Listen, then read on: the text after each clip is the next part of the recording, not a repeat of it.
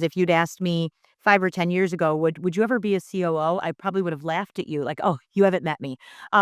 Because I just did not consider that. As a matter of fact, when the opportunity came up, I was texting with a friend who was, connected to one of the founders here, and I said, "I'm looking for new opportunities," and she said, "Well, you need to work here. They need a COO." And I said, "I'm not a COO." And she said, "I'm not even really sure what you do, but they need you." Today on the Second in Command podcast, we are joined by Cory Raggi, COO of 1RDG, the One Financial Center. Cory oversees strategy, culture, and seamless operations while actively serving her community as vice president of the RDG Foundation. She also has spent many years in HR, including working at a 15,000 person company, which is part of the conversation today about how she has transitioned from going from larger corporate companies to a smaller 80-person startup. We also hear how she's learned not to get stressed, really keeping herself grounded and regulated in high pressure environments and revealing the three core practices and ways of thinking to do that. We dive into her leadership principles shaped by years in HR, exploring how to build trust quickly in a new role, what she's learned about running effective meetings and keeping communication tight across the team, and how leadership shifts when managing an 80-person team versus a 15,000-person organization. So if you're looking to strengthen your operational leadership while staying grounded and people-focused, you'll take away practical tools from this episode with Cory. We are live with Cory. Welcome to the show. Thank you so much. It has already been a great conversation since joining in on this Zoom. You have incredible energy, and we've already started diving into topics where I was like, okay, wait, Cory, stop, because this is going to be so good. Let's save it for the episode. And I'm really, really excited for this. Me too. Thank you so much for having me. Yeah, well, let's go ahead and dive right in. Why don't you tell us a little bit about the company that you work for? And I would also love to hear how you found yourself at this company, because it sounds like you found yourself kind of stumbling into a COO role and you weren't maybe expecting to find yourself there. Absolutely. Yeah. So I am COO at 1RDG, the financial center. And we are a company that began as an accounting firm 20 years ago. And our founders over the years had this vision to provide holistic guidance to business owners and slowly started adding additional products and services. So when I joined in 21, they had the beginnings of a payroll and benefits business. They had a version of a wealth management partnership in place, along with the traditional accounting firm services. So since I've been here, we've really integrated service models. We've rebranded to 1RDG so that we can become the financial center and resource for business owners. And it's interesting because if you'd asked me 5 or 10 years ago, "Would you ever be a COO?" I probably would have laughed at you like, "Oh, you haven't met me." Because I just did not consider that. As a matter of fact, when the opportunity came up, I was texting with a friend who was, connected to one of the founders here, and I said, "I'm looking for new opportunities," and she said, "Well, you need to work here. They need a COO." And I said, "I'm not a COO." And she said, "I'm not even really sure what you do, but they need you." And Wow. I thought, "Well, that's the kindest thing anybody has ever said to me, so now I need to look at it." And it turns out that being a COO can mean a lot of different things, so falling into it was probably the best thing that ever happened to me personally and professionally. That's so cool. What about the role made you think that you were not fit for a COO position? I almost feel like we need to retitle it, like chief operating officer. I'm sorry, I can't even talk. Chief operating officer.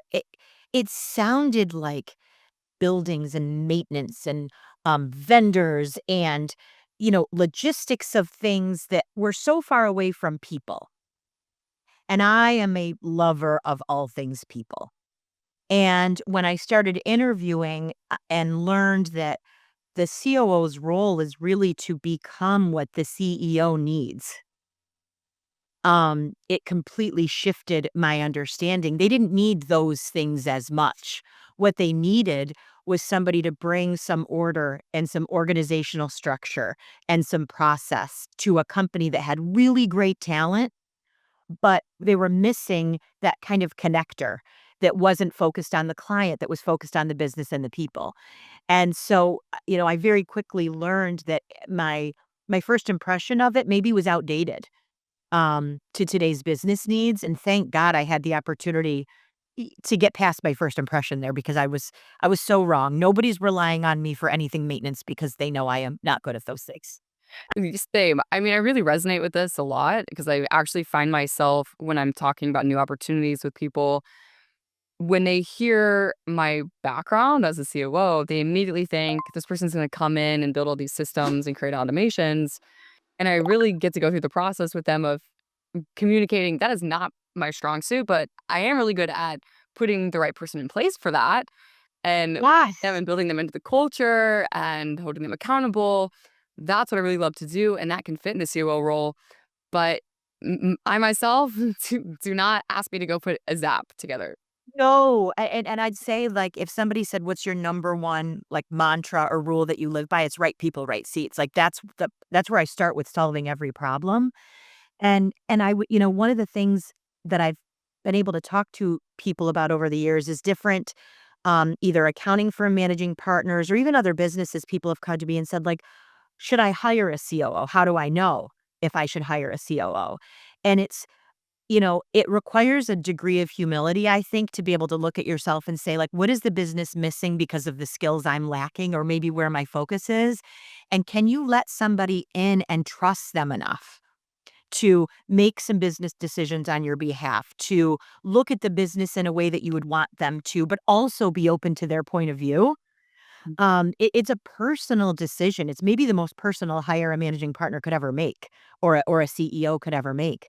Um, but it can really be what you need it to be. So that match, I think, is super important. Um, and then the COO's role is similarly, you're not going to know everything about everything.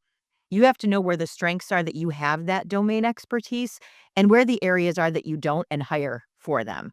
And fortunately, I joined an organization that allowed me to do that. That was one of my fears too, especially being in a smaller company. I spent 17 years at a company with, 15,000 employees. Now I'm at an organization that has 80 people in the building. And I was very scared that I would have to do everything. And I fortunately am somewhere where if I make a business case, we can invest in a hire or a technology. And that was something that was important to me. Hmm. What was that process like of building the trust with the CEO? Did you guys have a relationship before? A very surface one. Um, I would say more of the trust was built during the interview process. I talked with them for probably almost 3 months before I started, in person, different members of the partner group, different perspectives, and I really tried to see, can I see myself working with them on a daily basis and being honest? And they asked me a lot, "Are you comfortable pushing back?"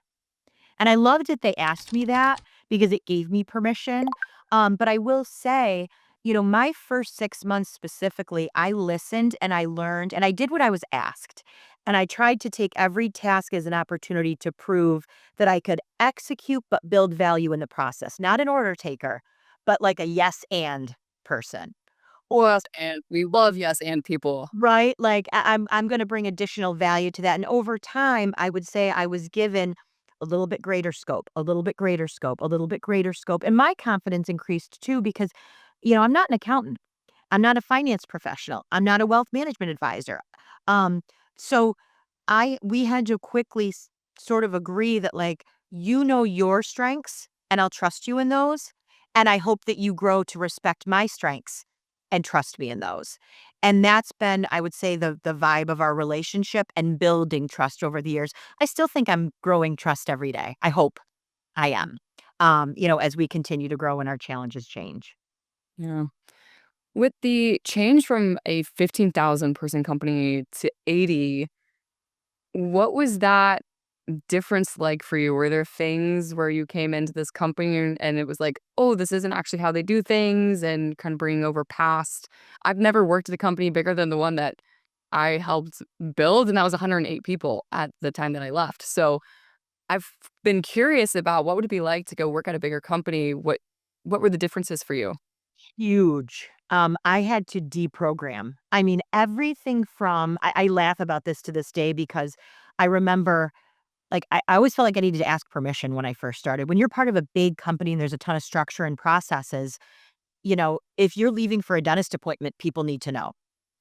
And I remember saying to John, our managing partner, "I have a dentist appointment in the morning. Do you wanna know that?" And he was like, "No." Like, "Okay." Very I had to drop some of that people pleaser permission, um, mentality. Nobody has time for that in a small business, A. Um, B, I wanted to communicate via PowerPoint all the time. Like, my brain only worked in PowerPoint. I had to let that go, because nobody wants to see a deck every single time. They just wanna know the point. 3, out of, the worry all the time. Like, this is a really funny specific story, but, the COVID restrictions were being lifted about a month after I started. And it was the first day in New York State, at least, that people didn't need to, like, get their temperature taken at work and you do all these things. And we weren't super tightly following all of the things, but we were in the ballpark of it. So the first day those were lifted, our HR admin at the time came to me and said, "Hey, I was thinking tomorrow that since we don't have to greet people with a thermometer, what if we greeted them with a mimosa?" I was like, "Can we do that?"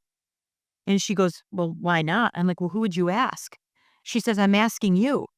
It's like, "Oh god."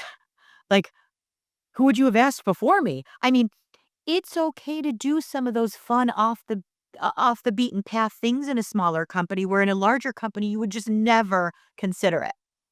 Um, so just freeing up my like rule following, compliance seeking part of me and just getting to be a little bit more human um, was fun. But yes, it took me years to drop the, like, perfection need. Nobody expected me to be perfect here, and I still love that because fortunately, I'm very good at not being perfect. I excel. It's great. Well, and this is really helpful for me because hearing you say that, I'm like, man, maybe going to a bigger company is not for me because I like to break the rules. I don't want to ask questions. I need a lot of autonomy. Yeah, I mean, and listen, not all I came from a company with a pretty conservative culture, amazing company. I learned everything there, but conservative. Like, I'm sure there's, like, super cool startups that are bigger now that are looser. I just didn't work at any of them, so who knows? Well, one of the other things that you had mentioned a little bit earlier that I would love to know is with being in a COO position at a financial company, but not having a financial background, what has it been like trying to hire and build and lead people in departments that you don't have expertise in? So, it's I'm so fortunate because our partners are so open to the fact that, like, we can say going into an interview, for example, "I'm gonna screen for culture fit, motivation, career planning. You screen for technical." And we just divide and conquer together, and I'm so lucky that I work with a team that's like, "Okay, cool," because frankly, they don't always wanna screen for culture, fit, career planning, all those pieces either.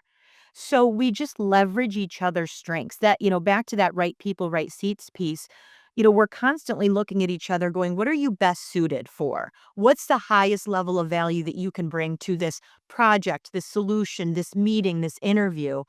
And what's left lacking there and who can we bring in? We are constantly looking at every situation like that. So, we focus on each other's strengths and I bring what I can and they bring what they can. Now, along the way I have learned so much. Um, I had to ask for all the vocabulary and acronym words when I started. I don't have to ask those anymore. I can talk a good game. I know enough to be dangerous and I know when enough to ask for help.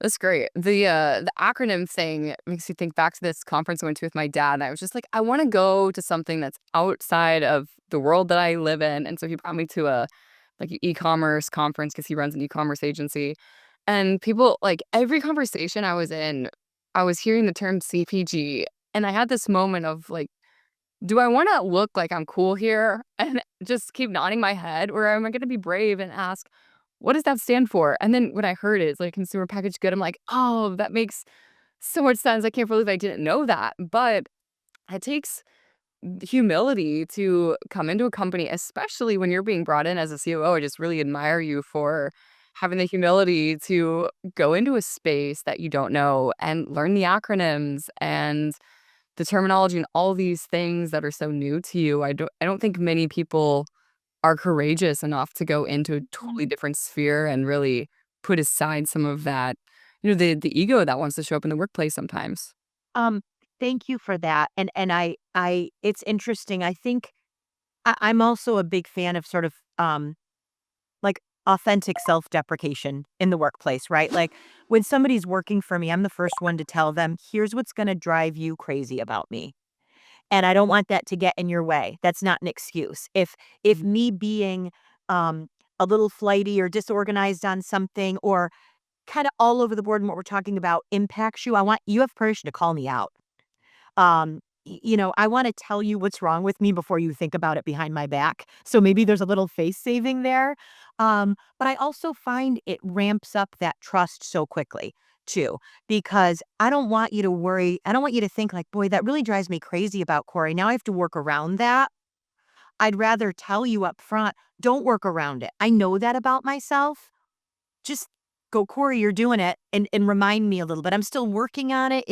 I'm not asking for a pass on it, but, they the first accounting term I learned was, retained earnings rolling, did retain something like that. I still don't know what it means, but every once in a while, I'll walk by one of their desks, and I'll just ask them if they rolled, and people laugh because they know I don't know what I mean, and it just makes it, like, fair game to talk about. Mhm. Yeah, the trust piece is really important, especially in the beginning parts of a hiring process. I mean, I think sometimes people in the hiring process and onboarding, they're trying to seem so serious and put together, and they want to make a good impression that they miss out on just the fact that we're all human. And the quicker you can just get on a human level, it really helps build the trust. And you're going to have topics raised up quicker than you would if people are trying to act all perfect and seem like, none of us, have any issues, which is just not right. Ooh, and you think about that, that concept in the book, Speed of Trust, right? I want to get there as quick as I can. I want us to be comfortable with each other authentically as quick as we can because that's what our working relationship is going to get really productive. Mhm. And I think so much of the COO role is relationships. Like back to our beginning conversation, it's like if you're only focused on process, if you're only focused on data, on systems, on automation, that's not the secret sauce. The secret sauce is, do people trust you to implement together? Do they trust to come back to you when the thing's not working and saying to you, "Hey, I tried what you said." Like it's the secret is not the answer. The secret is the relationships that will allow you to implement. And I would give that advice to any COO, relationships first. Are there any particular pieces in building trust, especially, like, when you're, outside of the initial kinda onboarding, but when you've got KPIs to hit and there's pressure and people are bringing up ideas, or maybe they're scared to bring up ideas, like, what are some principles or some ways of thinking in your leadership style that allow you to continue keeping the trust even when things might start feeling a little stickier? So one answer I would say is I try to look at my environment as some form of a mirror of myself. So if something is off in that meeting, I have to ask myself, what environment are you creating? Are you modeling the behavior that you want to see? So if they're defensive, is it because I look like I'm attacking? If they're reticent to share something, is it because I appear judgmental? So I might have to role model it first so that they can respond in kind. So to give a specific example, let's say there's a KPI we're missing, and I need us to get better at it. I'll probably open up that meeting and say, "This number's off. I want to brainstorm together ideas for how we can hit it. Not all ideas are gonna be great. I'm gonna write in pencil out loud right now. These are not fact, right? These are just ideas. Here's some thoughts that went through my mind. What else?" And so you have to set the tone that you want replicated. And back to that humility thing, if the vibe is off, it might be you. Take responsibility for it and and reset it if needed. The more I do that, and I can think of very specific examples right now of things my team is going through that I have to constantly do that. You have to be willing to take accountability first for that vibe. If the vibe you feel like genuinely isn't you and you're showing up as a leader at your best every day, you're continuing to pour into this person and things are still just not where they're at, what's your process for handling those tough conversations? So, I recently went through exactly what you're describing, and I brought the team members that I felt like we were off with, and I brought them in my office, and I said, I wanna share something with you all, and I'll admit half of this is self-serving because I don't know what to do, and I'm not sure that my intentions are making their way to you. So let me share with you what I'm trying to do, and let's talk about where we are. And, I did get feedback. It didn't make me happy. It wasn't awesome. We might end up with some shifts talent-wise there. Maybe not all my choice, but that happens. And in those moments, you try to connect emotionally, but then you have to go back to what does the business need? And you keep balancing the business and the people, the business and the people. I had a mentor once that said, it's two sides of a coin, and your job is to roll on the edge. And I keep that visual there. So I want to connect with people. I want to get into that vibe and I want to understand it, but I also need to get back to the business and look at what it's telling me. Are there moves we need to make that might not be popular, talent wise, process wise, staffing wise, whatever?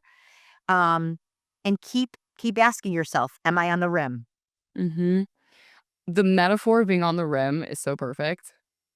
I thank him every day for that. That is It something. might be one of my most used guiding posts, um, in what somebody taught me, and I am forever grateful for him. His name's Jeff Grenzer, as a matter of fact, and he was my, director in organizational development, and he taught that to me. It's beautiful, and yeah, that'll be passed on to me. I feel like the visual is so easy to think about. Right? In terms of maybe some more practical ways to do that, is there any way that you and your leadership team or you and the company as a whole try to keep everyone on the same page of what does that look like? How do we take care of the people and where's the business going? What's important? Do you guys have monthly meetings? Are there reports that people are reading? How do you guys go about that? Yeah, great question. I'd say that's probably one of the more tangible things I've implemented in my role. When I started, I would say our partner meetings were finance meetings, and those were the only meetings that happened, and they were every 2 weeks. Since then, we have restaffed meetings and said, what's the objective and who needs to be there? And what's the scope of the content? So because you can't talk about everything at every meeting, and every level shouldn't be involved in everything. So now we have partner meetings, we have department leadership meetings, we have manager meetings, we have department meetings. Now, somebody might say, is that meeting overkill? You have to monitor for that. You have to watch how much of your time is spent in meetings. But for us, we're very clear that there is a clear objective. And then you establish the cadence. Is it monthly? Is it biweekly? Is it 30 minutes? Is it an hour? And it's different for all of them, right? Some of the things that have allowed us to, and I'll take our partner meeting as an example. Um, Two things help us. One is we have metrics that we discuss with curiosity. We don't let them tell the whole story. So this person or this department is behind. Does anybody know why? Instead of just making decisions on it. And if we don't know why, we go back and we find out. So we make sure the qualitative and quantitative information is there because two departments could be off for very different reasons. So we discuss. We don't just send out a report and decide. We discuss. A. B. Our strategic goals. Whenever I feel like I'm flailing a little bit or at a lack of focus, I go back to our 18-month plan, which we are 12 months into. And I look at them and go, did we move the ball? It always recenters me. And then I bring that update to our partner meeting and I'll say, as an FYI, if anybody's feeling like we're all over the board, let's go back to kind of ground zero for a minute. This is what we said we wanted to do 12 months ago. In 18 months, here's our status. And fortunately, this year, all of our efforts keep driving those 5 initiatives forward. If you've got a lot of initiatives that are outside of that, you have to go, were our initiatives wrong or is our effort wrong? Or has it just changed and do we need to re-agree? But you as COO, I think you've gotta be the pulse keeper of your strategic energy and make sure that it's kind of going that direction. So I'd say discussion around KPIs and strategic goal updates. Those 2 things are huge in deciding all of those things. A big thing that's coming up for me is just avoiding assumptions when it comes to data and people. But like you said, really being curious and asking questions. I've talked about this a lot on the podcast because I just experienced so early on in my COO role of making assumptions and trying to figure out how do I lead people. I was so new and trying to figure out how do I protect the business. And you see these numbers and you're like, okay, low number, why is this person not hitting it? We need to get them out. But really taking the time to slow down and hear, because all these things can be connected to other places. And unless you really go investigating, you can make the wrong decisions. You can move people, fire people, and then end up regretting it later. And the other thing that you mentioned was the importance of having meetings with an agenda and a clear outcome, which we at our company at Closers, there was a point where we got to just, I felt like I was on meetings all the time. And so Cameron actually has a book called Meetings Suck. And I believe this was even before I had even worked with Cameron as hiring him as my mentor. But I read his book Meetings Suck, and it was so helpful for me on, one thing was condensing the time and then figuring out how do you create an agenda that works for that? Because everyone will book like an hour-long meeting and then, it might go over. It's like you might as well just hold a 20-minute meeting. And if you got an extra 5 minutes that roll over, awesome. But really cutting it down and you're only focused on the most important things. Really. And you have the right people at it, like staffing meetings appropriately is a whole skill in and of itself. I you know, and I'd say too, back to the thing about leading people, I'm grateful. I've got a good chunk of my prior life was in HR disciplines, employee development, HR, leadership development, and so much of business challenges come back to leadership. And I'm so grateful that that I was given the opportunity to focus so much in that because it's my number one tool to look at. Good leadership solves so many things. And I very often go right back to that, like, what is leadership doing? When there's a problem, it's not a process problem. You've probably built the process 5 times, but nobody's enforced it, nobody's trained it, nobody's inspected it, nobody's given feedback on it. The process is less often the problem. The people are usually the ones in need of attention more than the process. And if you still point at the process, well, who's managing the process then? It still goes back to a person every single time. Right. Uh, I keep waiting to think I'm wrong about that, but I can't find it yet.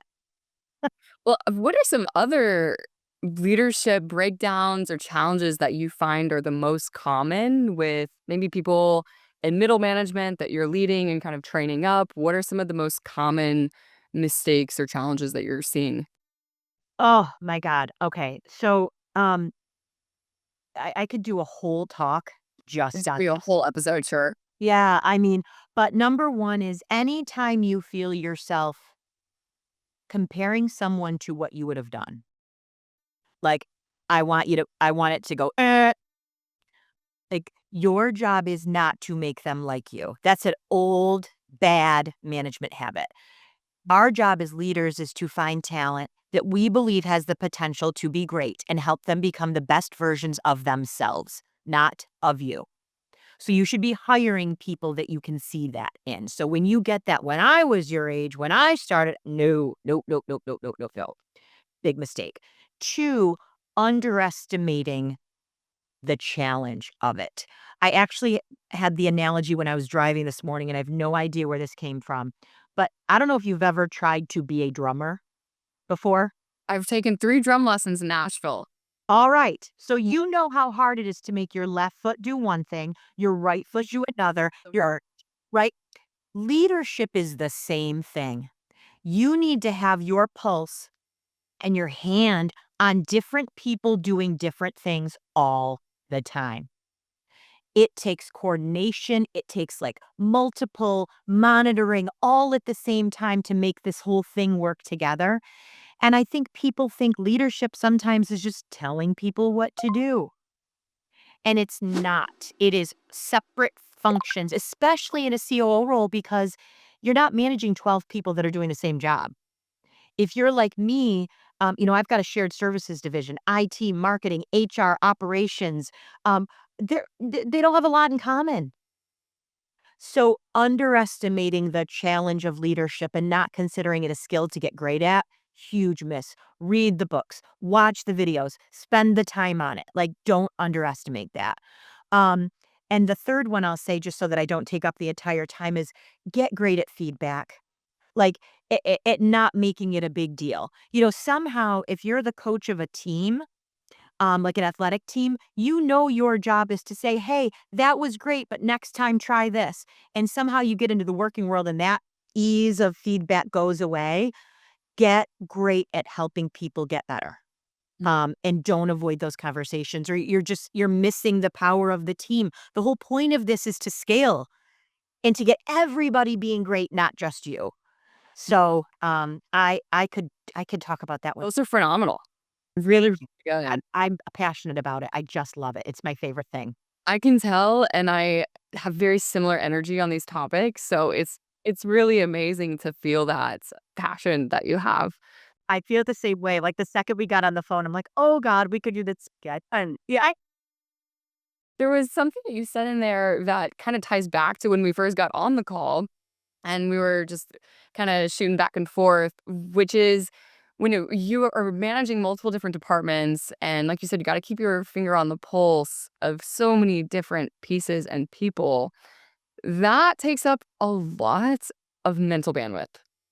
It's a lot of energy, yes. and especially, I mean, coming from a company with 15,000 people and being in charge of HR, I can imagine just the amount of complexity or challenge even in that space versus the role that you're in now, and how they all probably have such different opportunities for stress. Mhm. So I'd be curious to hear if you would share some of the things that we were talking about earlier around you had mentioned you just don't feel stressed anymore, which to me, I'm like, how do I take what is in your nervous system and your brain into me? Because that has been hands down my number one challenge is being able to stay regulated and calm while handling absolute chaos. Yes. I Man, I share this, and this is coming from someone who 10 years ago, like, major challenges handling stress, anxious, like, it was manifesting physically. Like, I remember going to the doctor and telling him I thought I had something in an organ, and he's like, "That's not where that organ is." Like, I was stressed. And I will say in full disclosure, like, it started with, like, I went to therapy to understand all of these pieces, and then I learned a lot. And now, I'd say, after a lot of self-reflection and taking accountability for a lot of those pieces, which it sounds weird to say taking accountability for being stressed, but you have to. You have to be willing to look in the mirror and go like, but really why and how hard am I willing to work on it? And now I would say, a few things. One, know know where your Achilles heel is gonna be. Know what's your kryptonite.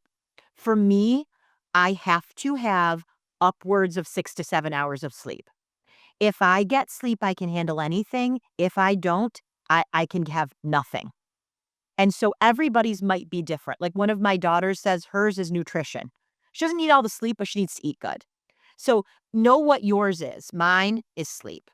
2, when you feel that stress hit, and everybody gets that feeling different. For some people, it's a pit in their stomach. For some people, it's distraction. Later on, you might find yourself scrolling on your phone and tuning out more. Like everybody has their tell. When I see mine, I stop and I go, where is this coming from? What's causing this? And what's the one next right thing I can do to get control of the situation? Don't spiral past that. Just the one next thing I can do. And I use that at home if I'm worried about something with my kids. I use it at work if I feel like a project's going off or if I feel like a staff member's in a weird spot. Like whatever that root of the worry is, what's the one next right thing I can do? The third thing is, I am not a conflict avoider. I started to share that with you earlier. I don't view conflict as like negative and starting a fight. I view it as addressing the elephant in the room before it's that big. And so whoever I need to talk to, and by the way, sometimes it's just yourself you need to have a talk with, but whoever I need to talk to, um, I might do it. My only disclaimer to that is if you're too high or too low, don't do it yet. Like, just recognize, like, I'm worried about what so and so is thinking of me right now. Let's just say that. That's where a lot of stress comes from.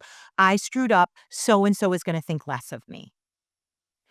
That I'm not saying go run in there and go, hey, are you mad at me? Like, do not create that.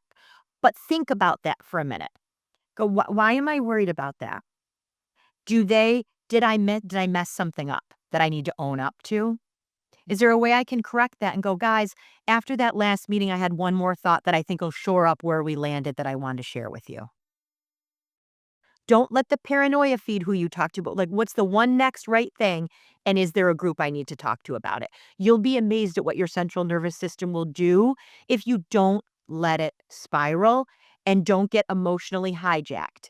Um, I'll share studying emotional intelligence and crucial conversations, those 2 topics, game changers for me in stress management. This is another one I could probably talk about for a long time, but know your trigger, do the next right thing, and don't avoid the situation.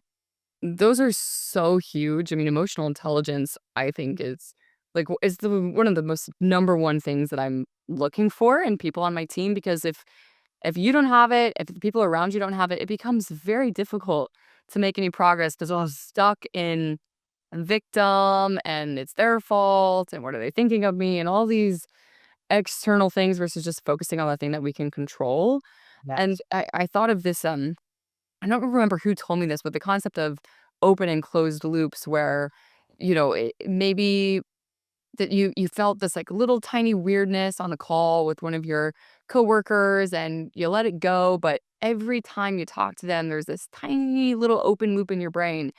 And over time, when you've got hundreds or even thousands of those with the people in your life, it takes up so much mental capacity.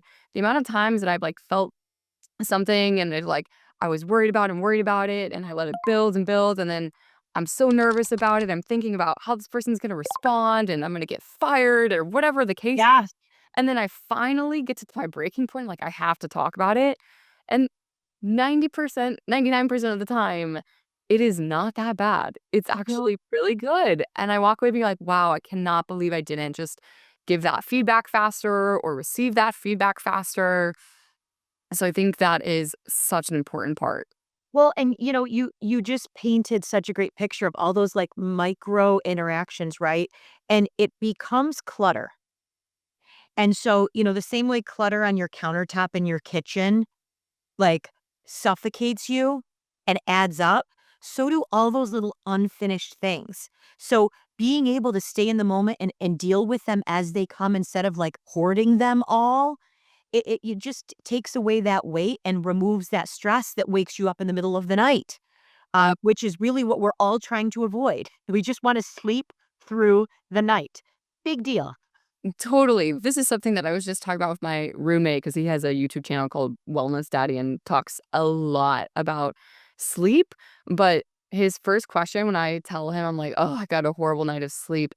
He's not asking if I ate before too close to bed or, if I put my blue light blockers on. His first question is always, is there something on your mind that you need to clear? Mm. Like, oof. Yeah. It's true because that's what wakes you up with that start. And, it's funny because now if I wake up with that start, I mentioned to you earlier that I like to do a lot of mindless listening to books. Like murder mystery, true crime-ish type, which does not sound light. But my point being, stuff that's not stimulating to me. It's like a form of meditation and like a regulating calm that just listening to a story does for me. And so it's not uncommon if I wake up in a start and people don't know how to get back to sleep. You've heard about 4-7-8 breathing. You've heard all of these things. I've tried them all. I listen to something. In the middle of the night, I will turn it on. Um, and it just calms me back down because how big something seems in the middle of the night is not real. It's like when you're little and you see a big shadow and it was a little toy. Same thing with stress in the middle of the night. It's not that big. You need to go back to sleep and think about it tomorrow. Sleep will help you deal with it the right way.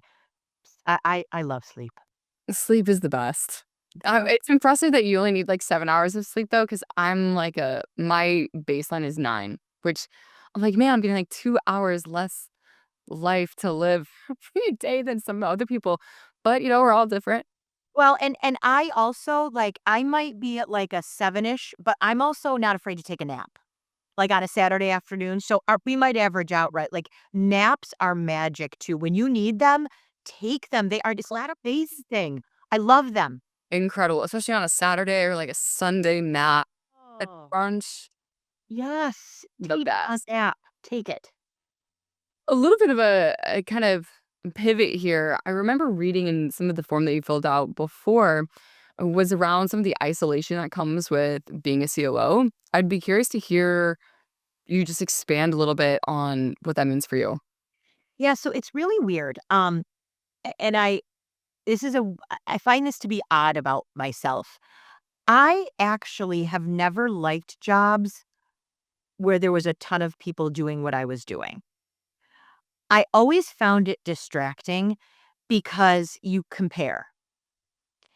And, maybe that's, a mountain I will need to climb someday to get okay with that. But when I was in jobs where it was easy to compare, it distracted me. Um, I like to run my own race. I do. I like to go, are you doing your best and just block out the rest of it? And it's easy to do in a role where you're the only one of it, or it's different enough that you can't compare it. Maybe it's self preservation. I don't know if this is a good thing or a bad thing, but it just is. So I will say I like that part about being a COO is that I'm the only one.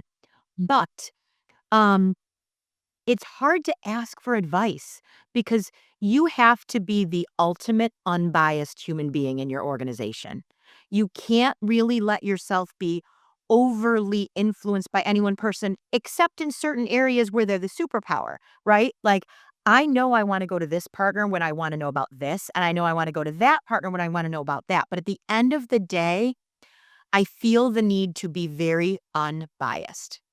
So that level of like kind of mental separation you need to always keep for yourself, it's there's times where you just feel like a little bit the odd man out.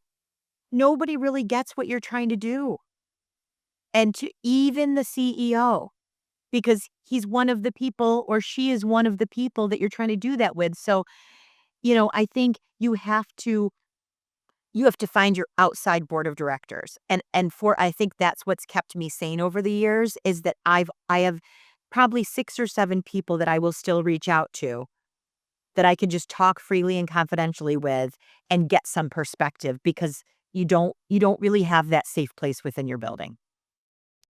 I feel this and I have felt so deeply, and a lot of CEOs feel this way. And I remember being in, at closers and feeling like, man, I don't know who to go to ask for help. And I also felt that me trying to communicate to people what all was on my plate because I had created my role. I was the second hire. I created it over time, and people just have this idea of what they think you're doing, but there's so much more of all these little pieces. And I actually had a situation where, at a company that I was at, the next person who took in my role had a conversation with me and then told me that there was way more to the role than they expected or that other people on the leadership team had told them, and was asking for my support on a couple things because there is just pieces that you cannot see if you're not in the role yourself. And No. that's And nobody wants to know either. Like, nobody wants my update. It's like so many pieces of it are boring and it's detail and it's so all over the board that it's also isolating that way because they don't even want to know it all. That's why you're there. yeah. And so, when you're looking for performance feedback, I'd give this advice to COOs too. Like, you have to have a really clear conversation with your team to say, like, my job is to make your job easier, but the better I do, the less you see what I do. So, how do we make sure that that the value I'm hopefully bringing to the organization? Those were conversations I had to have. Love that. Well, and if anyone is listening who really resonates with this and you're in a role where you feel like you don't really have anyone to reach out to, or you don't have that board of directors, I mean, just gonna shamelessly plug Cameron because Yep. that's how I built a relationship with Cameron. It's how I ended up hosting this podcast now after joining the COO Alliance and being able to be in rooms with other people who knew way more than I did about the problems I was trying to solve. Yes. So if that is you, look into that. There's a lot of resources online. Incredible The resource. Cameron Herold. The last question that I would have for you is I love asking what is the most exciting thing that you're looking forward to, both in business and personally, in the next 6 months? Oh, goodness. So I'd say in business, we are, as a team, super focused on, what is our next set of goals. As I mentioned, we had an 18-month plan. We're 12 months into it, and we have really kind of executed on the dream of our founders as one RDG. And so we have built all of these things that are going to position us for success. And I feel like I joined at just the right time. And now I feel like I really get to be part of a team and we get to run Mhm. now. And I'm very, very, very excited to just like feel the proverbial wind in our hair and execute on these plans that we've been working so hard on. We're just at the most exciting possible time. Um, and personally, I have 2 daughters that will be in high school together, a freshman and a senior. And I adore them. I'm obsessed with them. I make every decision for them. And they're going to be in the same school for the last time before my oldest goes and graduates. So I am planning on soaking up every single second of time with these 2 lovely young ladies that I was blessed with, and trying not to cry my whole way through it, but enjoy it. So if That's anybody has advice on that. Let her know. I mean, speaking of, if anyone wants to reach out to you, where would they find you? I know that you also, I think, have a podcast. So let us know, how can we get in touch? So I love LinkedIn. That's where you and I connected, right? So Yep. I'm not an ignorer of LinkedIn messages at all, unless it's like a pre-formatted sales pitch of nothing. So uh, I'm on LinkedIn. Rippled Radio is my podcast. Fledgling. We finished 1 season. We're getting ready to start season 2 here actually this week. And I love new friends and I love connecting with people. So if anything I've said resonates with anybody, I do not have too many friends, professionally or personally. So I love meeting new people. And I just want to say thank you for having me, and thank you for such an incredible platform and resource. I think the COO job is probably the coolest job in the world. Anybody in it is blessed. Anybody considering it should run after it, and any CEO thinking about hiring one should do it. It's magic. I love it. It's my favorite thing I've ever done. Oh, well, Corey, this has been so fun. Thank you for saying yes and thanks for This connecting. All of your golden nuggets, I'm sure, are going to make a massive impact on many people. So thank Oh, I hope so. Pleasure to meet you, and I fully enjoyed it. Have a wonderful day. you too.